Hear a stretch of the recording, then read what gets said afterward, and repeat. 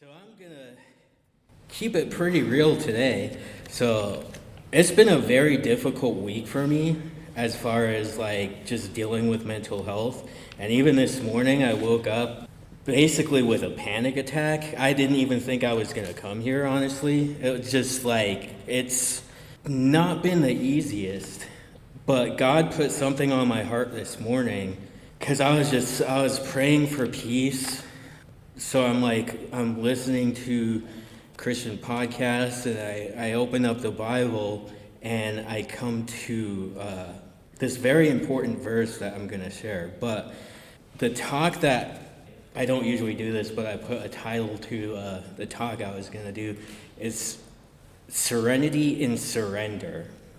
And I know I've talked about this before about like carrying your cross every day and surrendering, dying to yourself.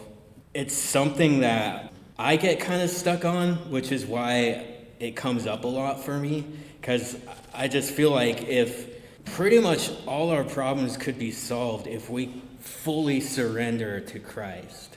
And even the third petition of the Lord's Prayer in Matthew 6:10, it says, "Thy will be done on earth as it is in heaven." So there's a surrender of personal will.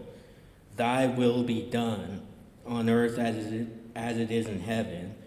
It implies setting aside personal desires, kind of like how Jesus prayed this when he was in Gethsemane, praying to God, before he knows he's going to be crucified, and he's asking, he's like, if it is possible, please take this cup from me, but if it is in your will, let it be done. And I think that is an important part that people miss when they're asking God for things is, first, are you asking, is it in his will for this to be done? Not just gimme, I want this, but I want this, and is it in your will? Is this what you want me to do? Is this what you want from me? And it is very important as Christians that we put personal desires aside and pick up our cross daily. Not just once, not just one time when we give our lives to Jesus, but daily. Because, again, I'm being real. I don't know about anyone else. Maybe I'm completely off on this. I feel like every day I wake up, I face the devil face to face. Just period. So I'm already starting the day with, are you going to follow the devil or are you going to follow Christ?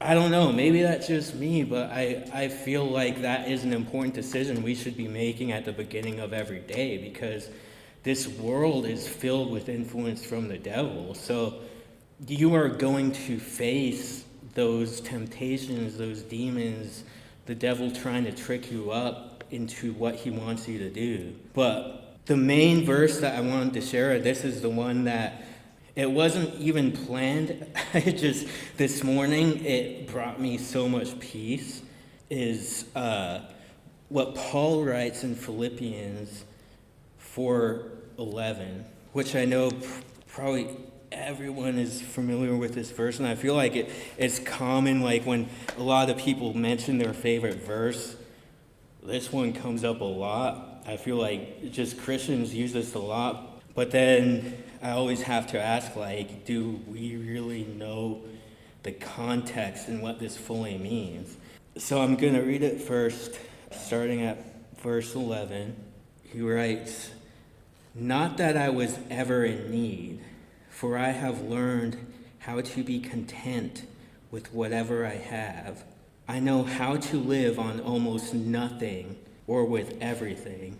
I have learned the secret of living in every situation, whether it is with a full stomach or empty, with plenty or little. For I can do everything through Christ who gives me strength."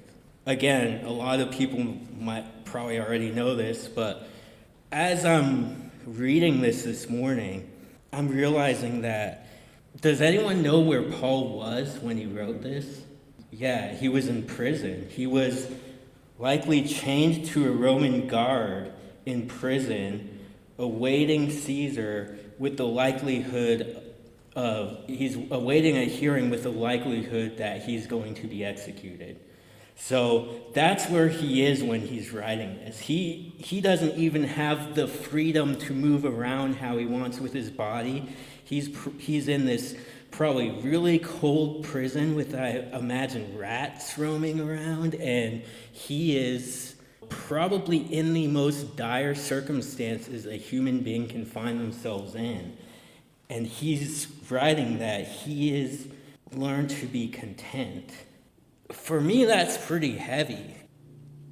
People use this verse very flippantly, I think, but he was dealing with a little bit more than like a mild inconvenience. Like, it was, what he was dealing with was pretty serious. And I guess my question to everyone here would be, if there's an area of your life that you haven't fully surrendered to God, what is it? And obviously that's not like something you have to answer, but if there is an area, because I know a lot of people, they may have surrendered maybe their job to God or their family to God, but there's other, maybe someone has surrendered everything to God, but they haven't surrendered their sex life, or they haven't surrendered addiction, you really do have to surrender everything to God. It's either you go in fully or you don't go in. You can't have one foot in the world or one foot in, one foot out. I guess that's kind of like my just question, because I had to evaluate that for myself this morning. Just dealing with all the stressors I'm dealing with. And it feels intense. It's really not that intense. It feels very intense. But I have to ask myself, if I'm surrendering this to God, I shouldn't be fully stressed. So I have to ask myself, what am I not surrendering fully to God? And that's, so for anyone else that I know, probably everyone deals with some pretty serious stressors in their life. When it gets to that point, is there something you're not fully giving up to God? I guess that's just the question I would like to ask people.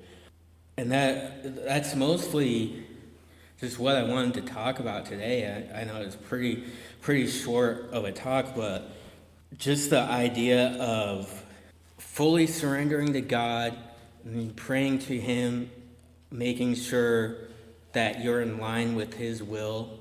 Of course, obeying His commandments, because if you love Him, you're going to obey His commandments. It's a battle out there. Like, it really is. I feel like it is, with just all the evil in the world and just all the temptation in the world. I mean, it really is a battle. So you really, I have to be reminded every morning to die to myself and pick up the cross. So that's where I came up with the title, Serenity in Surrender, because it doesn't sound like there's, it's usually not an appealing thought to be raising the white flag. Oh, you give up like that, but it's when the other option is waging war against God. Like, would you rather fight against Him your entire life, or just surrender to Him? And let Him, it's not like life is ever going to be easy or perfect, but when you surrender to Him, He's going to take care of the things you can't control that, I spend half the day freaking out about that I don't need to be freaking out about. So that's what I wanted to share today, and I thank everyone for listening, and I'm very thankful for this group of people and just what I've learned since being here. I can't thank everyone enough. So thank you.